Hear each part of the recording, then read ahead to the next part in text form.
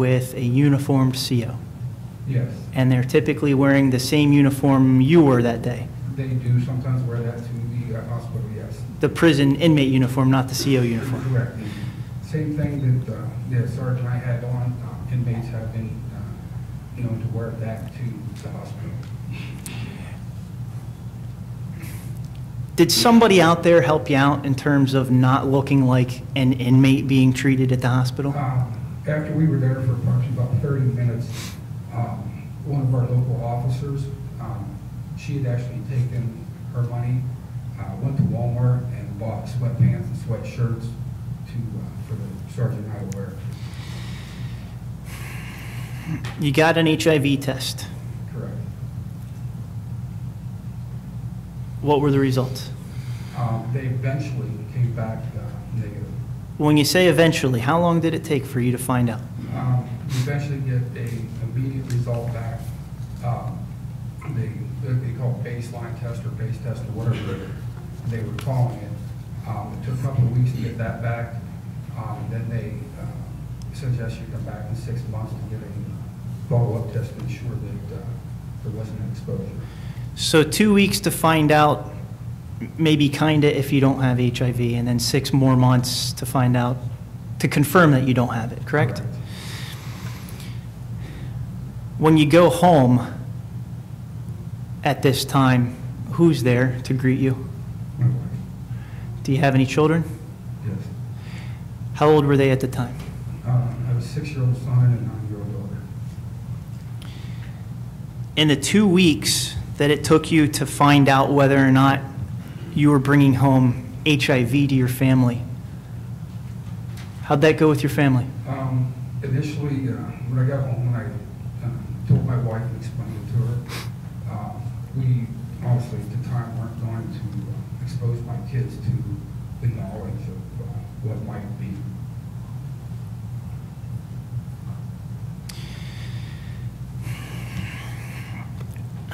How'd that incident make you feel? It really made me question whether I was doing the right job, or in the right job field. Is it fair to say you were angry? Yes. In fact, angry enough that I went and seen a panel physician. I called off the panel physician list and went and seen him the following day, and he deemed it necessary that yes, I should take a couple of days off to clear my head to make sure that, give me a couple of days to absorb what had happened.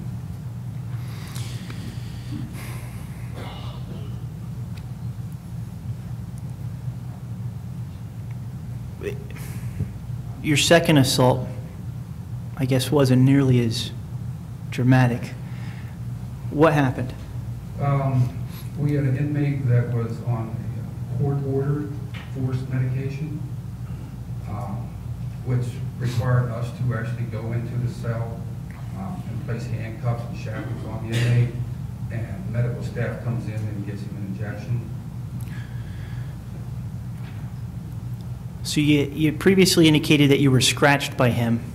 Why was he medically forced, or why was he court-ordered to take medicine? He was in the mental health unit at the institution. Okay. Did this particular inmate have any other known medical issues?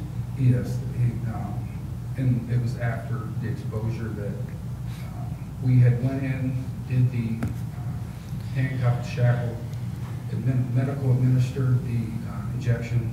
We were coming back out of the cell.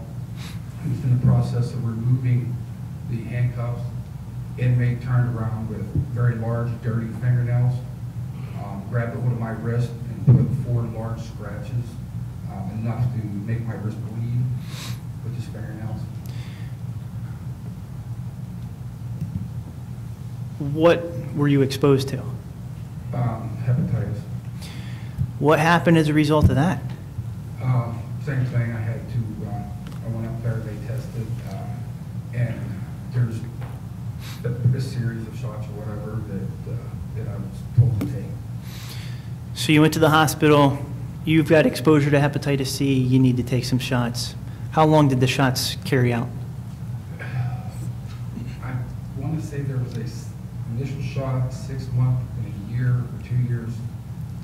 At different times that I went back to get additional shots. That was, again, nearly 3 to 4 years ago since the last one. Brent, can you tell the panel your wife's thoughts about you bringing home these prison diseases? I don't think I can be quite as animated as she was or is still.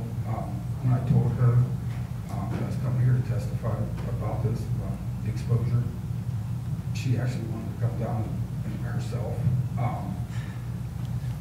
Trying to go home and tell your wife that you may have brought home HIV. You don't want to expose your kids to it, your children. Try to tell your 6-year-old that, yeah, well, you know, rough house like we normally do, we're not going to until Daddy knows. My kids, we chose not to ever tell them.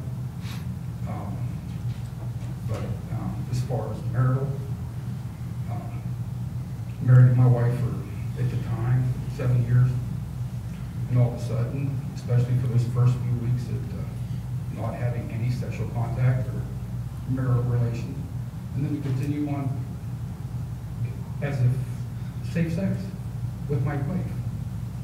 The person I trust, the person trusts me. And we're at the point where we couldn't do that. We weren't sure, didn't know. So, her response was that when I told her I was coming here was, she goes, well, the fact of it is, if you were exposed, you got sick. She goes, okay, and let's say that the Commonwealth's going to be nice about it. They're going to provide you with medications and make sure you're taken care of. She goes, and what happens if you expose me? Who's going to take care of me medically? What if you expose it to the kids? How do you tell us 9-year-old? Sorry, Daddy brought home HIV because of his job. Now you have it. Now you have to live with it. Who's taking care of my family if I'm sick? Thank you, Mr. Stewart. Cross-examination? No question, thank you. Anything from the panel? No. Thank you, sir. Thank you very much. Call Officer Brent Thornton.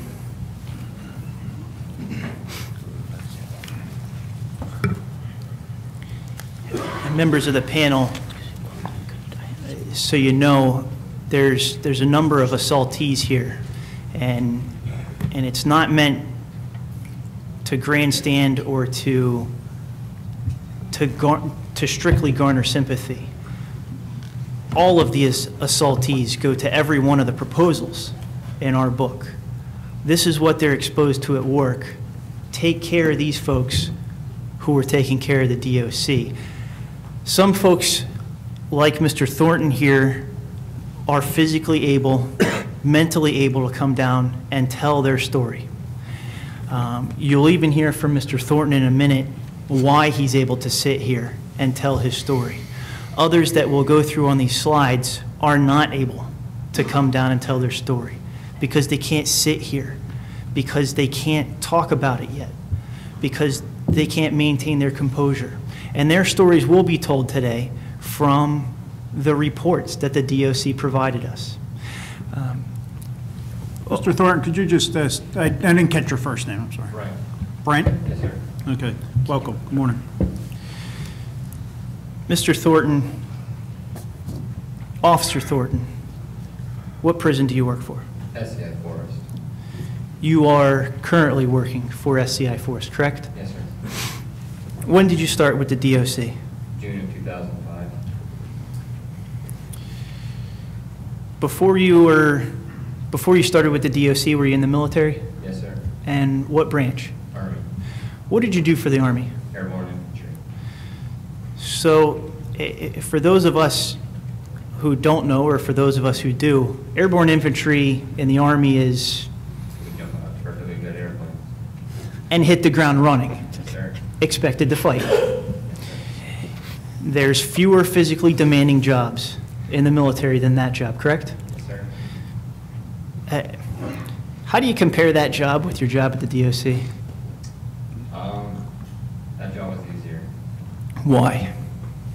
I could do a 20-mile road march and keep on going. I do 8 hours at the jail, and I get home, and I'm done. I'm done. Physically, mentally? More mentally and physically. My brain is drained. I want to draw your attention to February 28th, 2010. What were your job duties that day? I was yard dining. I was standing breakfast meal. So you're in the dining hall, correct? Yes, sir. And how many inmates are in the dining hall? At that exact time, somewhere between 100 and 130. Are they shackled? No, They're not tied to their tables, correct? no. They're moving, as if we would see in any other cafeteria, correct? Yes. How many other officers are around? There's 3 total per dining hall. And are they all in the thick of the officers? Yeah, there's one in the front of the dining hall, one in the back of the dining hall, and one towards the middle of the dining hall. So we saw some numbers on the first day of CO to inmate ratios. The CO to inmate ratio at that given time is essentially 1 to 50. 1 CO per 50 inmates. Correct.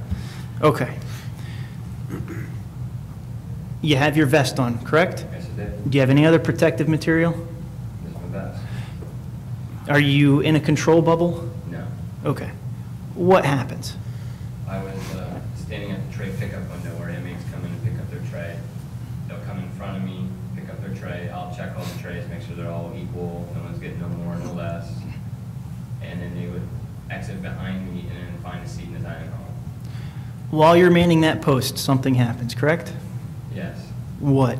And then they come up behind me and punctured the back of my head, stabbed me in the back of the head, jumped on my back and was choking me with his left hand, and proceeded to cut my face from my chin to my ear and from my right eye down to my ear. Do you know now what you were actually stabbed and slashed with? Yes, at the time I didn't. He broke apart his radio that night and filed it down, and then took a lighter and melted part of his radio and stuck 2 razor blades to it. All right. We're going to see some pictures here, and then we'll get back into your testimony. Go ahead.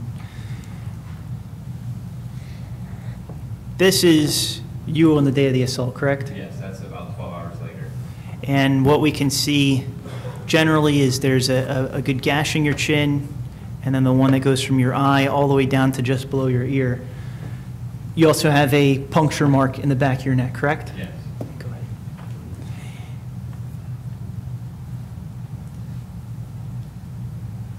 And these weapons, according to the DOC files, number 3 used during the assault, that was what was actually stuck in you, used to slash you, correct? Yes. And according to the DOC, he also had 2 more at his disposal. Yeah, tucked away.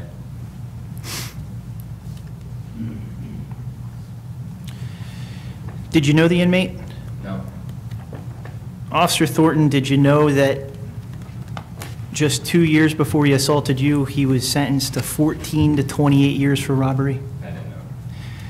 Did you know that before he assaulted you, he had 8 prior misconducts, of which were 2 assaults and 1 threatening an employee? I did not know that. Let's talk about the assault some more. The puncture to the back of your neck. What'd the doctor say about that?